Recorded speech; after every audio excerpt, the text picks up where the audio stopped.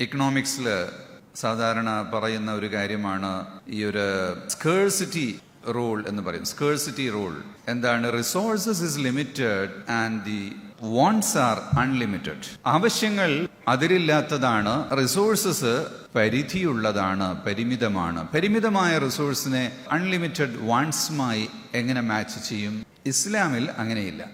ഇസ്ലാമിന്റെ കാഴ്ചപ്പാടനുസരിച്ച് എന്തെല്ലാമാണോ ആവശ്യമുള്ളത് അതിനെല്ലാം റിസോഴ്സസ് ഇവിടെയുണ്ട്. വമാമിൻ ദാബത്തിൻ ഫിൽ അർദി ഇല്ലാ അലല്ലാഹി റിസ്ഖുഹാ. ആരെയെല്ലാം അള്ളാഹു പടച്ചിട്ടുണ്ടോ അവർക്ക് ആവശ്യമുള്ളതും അവൻ പടച്ചിട്ടുണ്ട് എന്ന് തന്നെയാണ്. പിന്നെ എങ്ങനെയാണ് ഇല്ലാതാകുന്നത്? എന്റെ ആവശ്യത്തിനപ്പുറം ഞാൻ ചെലവഴിക്കുമ്പോൾ, ഓരോരുത്തരും അവരുടെ ആവശ്യത്തിനപ്പുറം ചെലവഴിക്കുമ്പോൾ ചില ആവശ്യക്കാരായ ആളുകളുടേത് ഇല്ലാതാകും. അവന്റെ അവകാശത്തെ നമ്മൾ ഹനിക്കും. അതിന് ഇസ്ലാം കൺട്രോൾ കൊണ്ടുവന്നത് എങ്ങനെയാണ്? ഇസ്രാഫ്, തബ്ദീർ, ഈ ഒരു രണ്ട് സിസ്റ്റം പാടില്ല.